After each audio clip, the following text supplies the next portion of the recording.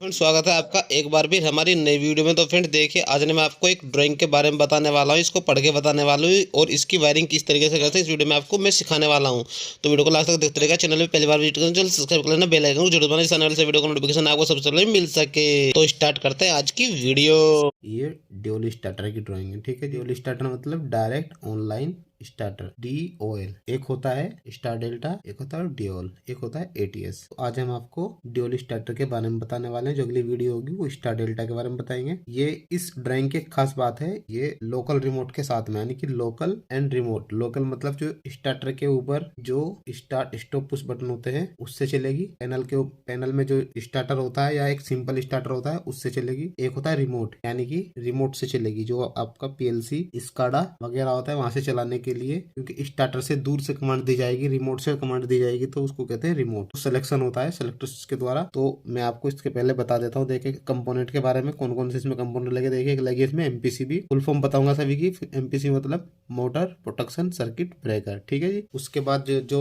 Next लगा है वो लगा है कॉन्टेक्टर। ये पावर सर्किट के बारे में बता रहे हैं सबसे पहले आपको। उसके बाद लगी है ये ओवरलोड, OLR ओवरलोड रिले, ठीक है जी। ये लगी है CBCT core balancing current transformer. और ये यहाँ पे मोटर आ जाती है। मोटर को प्रोटेक्ट करने के लिए मेन हमारी 3 प्रोटेक्शन होती है। नंबर 1 होती है जो इस MPCB के अंदर दी गई है, वो है शॉर्ट सर्किट। दूसरी जो होती है वो होती है ओवरलोड, जो कि इस रिले के थ्रू मिलती है। और जो तीसरी होती है वो होती है अर्थ पोर्ट, जो कि हम यहाँ पे ELR के थ्रू दे रहे हैं। अर्थ लीकेज रिले हमने यहाँ पे लगाई हुई है अर्थ पोर्ट की प्रोटेक्शन देने के लिए। तो ये हो गया पावर सर्किट। पावर सर्किट में देखिए इस MCCB को ऑन करेंगे हम तो सर्किट यहाँ से NC बन जाएगा, तो सप्लाई यहाँ से कॉन्ट्रेक्टर तक आ जाएगी। कॉन्ट्रेक्टर पिक होगा तो सप्लाई यहाँ से डायरेक्ट मोटर पे आ जाएगी, ठीक है जी। तो इस कॉन्ट्रेक्टर को हमें क्या करना है, पिक करना है। और ये पिक कैसे किया जाता है, ये किया जाता है कंट्रोल सर्किट से। और कंट्रोल सर्किट कहाँ है, ये इधर कंट्रोल सर्किट है। तो यानी कह सकते हैं किसी भी स्टार्टर में 2 तरीके के सर्किट होते हैं। एक होता है पावर सर्किट, एक होता है कंट्रोल सर्किट, ठीक है जी। याद रखना, ये सारी चीजें आपसे पूछी जाती है जब भी आपका कहीं भी इंटरव्यू होता है। तो किसी भी स्टार्टर में किसकी कौन कौन सी वायरिंग होती है, तो आपको सिंपली बताना है power wiring and control wiring. Power wiring तो डायरेक्ट हो जाती है और कंट्रोल वायरिंग यहाँ पे इस तरीके से की जाती है, देख सकते हैं। ये यहाँ से RYB MCCB पे आता है, MCCB से MCCB MPCB या SFU कुछ भी लगा सकते हैं रिक्वायरमेंट के अकॉर्डिंग। कॉन्ट्रेक्टर पिक करेंगे, उसके बाद ओवरलोड से होती हुई मोटर को चले जाती है, ठीक है। इसकी ऑक्सिलरी ELR है, इसकी ऑक्सिलरी सप्लाई यहाँ पे हमने दी हुई है। इसकी टेस्टिंग की वीडियो में अलग से आपको बना के दिखाएंगे। पहले आप स्टार्टर समझ लीजिए, ठीक है। अगली जो वीडियो आएगी वो हम टेस्टिंग वाली इसमें बना के आपको दिखाएंगे। तो देखिए यहाँ से ये इनकमिंग है, ये मेन बस बार होती है पैनल की, या डायरेक्ट आप यहाँ पे कनेक्शन भी करके यहाँ टर्मिनल भी दे सकते हैं, डायरेक्ट कनेक्शन भी करके दे सकते हैं। बट हमने यहाँ पे स्टार्टर की ड्राइंग ली है, ये पैनल के अंदर वाली जो पैनल में लगी हुई है। तो यहाँ पे देखिए ये फेज यहाँ से गया है, न्यूट्रल यहाँ से गया डायरेक्ट, और ये फेज और न्यूट्रल MCB ऑन करेंगे तो सप्लाई यहाँ से ELR के ऑक्सिलरी सप्लाई आ जाएगी और ये एक्टिवेट हो जाती है। ट्रिप जब भी फॉल्ट आएगा ये करंट इसको देगी, लीकेज देगी, तो ये ऑपरेट हो जाती है, ठीक है जी। ऑपरेट होने के बाद क्या होता है वो भी आपको बताएंगे अभी। देखिए फेज है, ये फेरुल होता है 1K1 जिसको लिखा है, क्योंकि वायर के आइडेंटिफिकेशन के लिए भी कुछ चाहिए होता है, तो जो आइडेंटिफिकेशन डालते हैं उसको फेरुल बोलते हैं, ठीक है। ये जैसे 1K1 जाएगा 49 क्या है यहाँ पे देखिए, एक कॉन्ट्रेक्टर है। क्या है ये कॉन्ट्रेक्टर, ये कब ऑपरेट होगा K11 से, यानी K11 क्या है, ये वाली ओवरलोड होगी तो ये NC हो जाएगा, और ये ELR ऑपरेट होगी तो ये NC हो जाएगा। तो ये कॉन्ट्रेक्टर पिक होगा तो ये NO हो जाएगा उस टाइम पे, तो ये स्टार्टर नहीं चलेगा। तो ये हमने इसलिए यहाँ पे ये NC लिया है, यानी ये नॉर्मल कंडीशन में, यानी अभी कोई फॉल्ट नहीं है, ठीक है जी, ओवरलोड नहीं है। जब ये NC है और ये स्टॉप पुश बटन है, ठीक है। ये देखिए क्या है, ये स्टॉप पुश बटन, तो ये भी NC लिया है, इसको पुश करेंगे तो NO हो जाता है, तो सर्किट यहाँ पे ब्रेक हो जाता है। इसी प्रकार यहाँ पे एक फ्यूचर इंटरलॉक लिया है फ्यूचर में, तो इसको हम यहाँ पे शॉर्ट कर देते हैं। एक शॉर्टिंग लगा दी जाती है परमानेंट टर्मिनल पे, तो ये शॉर्ट हमने यहाँ पे कर दिया माना, ठीक है। सप्लाई यहाँ से ऐसे चलेगी, सिलेक्टर स्विच पे आ गई है। सिलेक्टर स्विच की 2 कंडीशन दी गई है, A1 A2, यानी 1 ये सिंगल पोल 2 वे का स्विच है, ठीक है जी। देखिए क्या है, 1 लिखा है तो 1 पोल है, और ये 1 A1 A2 यानी कि 2 पोल का है, ठीक है जी। यदि यहाँ पे वो 2 वे का है, ये सिंगल पोल और ये 2 वे है, A1 A2, ऐसे A3 हो जाता तो तीसरा वे हो जाता, ऐसे A4 हो जाता तो चौथे वे का जाता, फोर्थ वे हो जाता, ठीक है जी। तो यहाँ पे जब इसको लोकल में रखेंगे तो A1 वाली पोजीशन क्या हो जाएगी, लोकल। वायरिंग भी सिलेक्टर पे ऐसे ही A1 A2 लिखा होता है, वो हम आपको दिखाएंगे जब टेस्टिंग करेंगे कि देखो A1 पे 1K7 का ही वायर लगा, तो यहाँ देखिए 1K1 से निकला 1K4 से निकला 1K5 से निकला टर्मिनल 2 से 1K6 सिलेक्टर स्विच पे आया, वहाँ से निकल के 1K2 पे आया, 1K7 पे 1K7 देखिए स्टार्ट पुश बटन पे गया, K1 पे गया। K1 क्या है, ये एक पावर कॉन्टेक्टर देखिए यहाँ पे K1, इसका एक एनो कॉन्टेक्ट यहाँ पे हमने यूज किया है। ये क्यों यूज किया भी बताएंगे, ठीक है। जैसे ही हम इसको यहाँ से पुश करते हैं, पुश बटन को, जब इसमें हमने लोकल में रखा तो सप्लाई यहाँ से यहाँ पे आके रुक गई है। जब इसको हम पुश करेंगे तो यहाँ से सप्लाई निकल करके ऐसे करके ऐसे K1 की कॉइल पे आ जाती है। देख न्यूट्रल यहाँ से डायरेक्ट लिया गया है ना, ये न्यूट्रल देखे कॉमन है सबके लिए, ये देखो कॉमन है। तो यहाँ से जैसे ही हम इसको NC करेंगे, पुश करेंगे तो NC बन जाएगा और यहाँ पे सप्लाई जो पिक हो जाएगा। पिक मतलब ये लग जाएगा, ठीक है जी।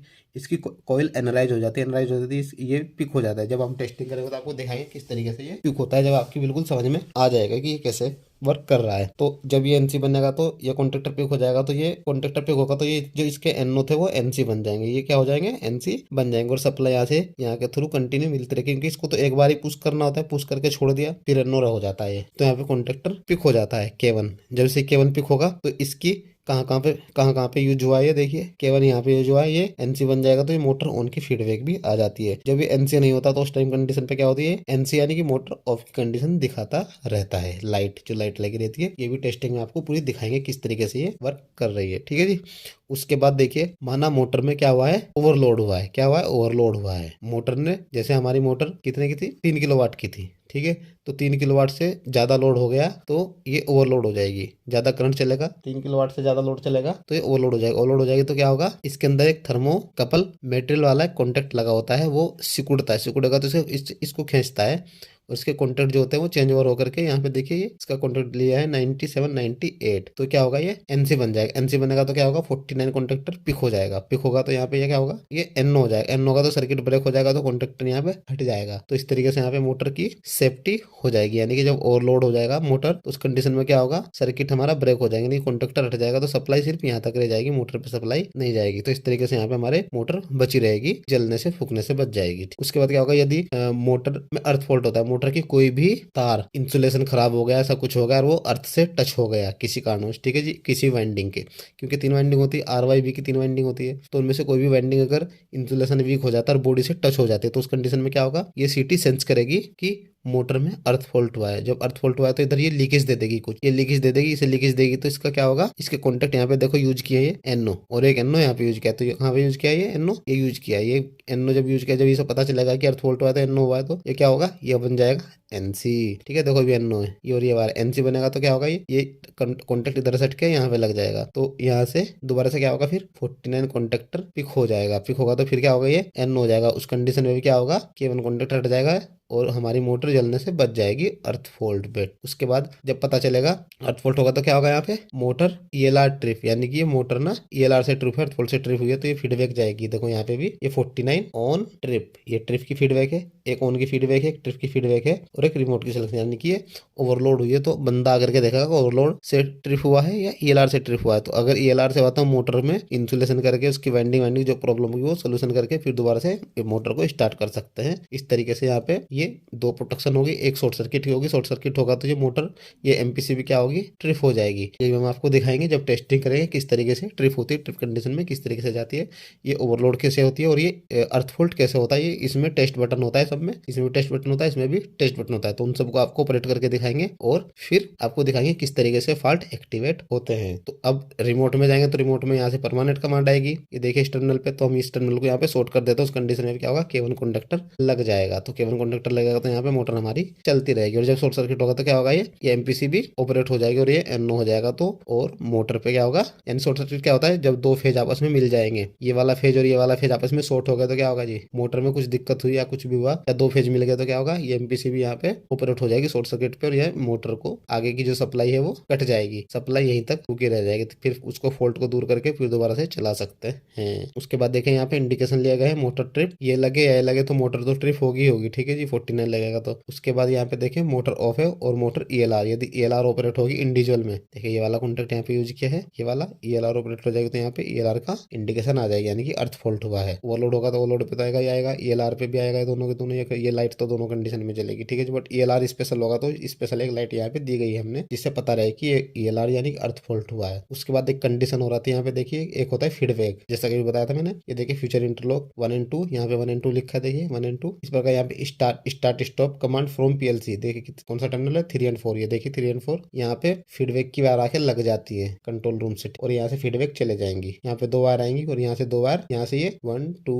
3 4 वायर क्या होंगी, चले जाएंगी PLC को, जिससे PLC को कमांड मिलती रहेगी कि मोटर हमारा ट्रिप हुआ है, ऑन है और रिमोट में है। ठीक है, ये फीडबैक जाएंगे। देखिए ये क्या है K1 यानी जब NC बन जाएगा तो यहाँ पे ऑन की फीडबैक आएगी। K1 जब पिक हो जाएगा, NC बन जाएगा तो क्या होगा, ऑन की फीडबैक जाएगी, यानी कि हमारा मोटर चल रहा है। यदि 49 ऑपरेट होगा, NC बन जाएगा तो पता चलेगा कि मोटर ट्रिप है। जब सिलेक्टर स्विच है, जो सिलेक्टर स्विच है रिमोट में होगा, कमांड जाएगी कि हमारा सिलेक्टर स्विच रिमोट में, आप स्टार्ट कमांड दे सकते हैं। और ये 20% इस पे टर्मिनल ज़्यादा, यदि इनमें से कोई भी ऊपर वाला टर्मिनल खराब हो जाता है तो इस वाले टर्मिनल को निकाल के यहाँ पे यूज कर लेते हैं, इसलिए इस पेयर में टर्मिनल भी दिए जाते हैं। ठीक है जी, इस तरीके से हमारी वीडियो कंप्लीट हो गई। वीडियो अच्छी लगी तो वीडियो लाइक कीजिएगा, शेयर कीजिएगा, कमेंट कीजिएगा, चैनल पहले बार चैनल सब्सक्राइब कीजिएगा। तो मिलेंगे नेक्स्ट वीडियो में, तब तक के लिए जय हिंद जय भारत।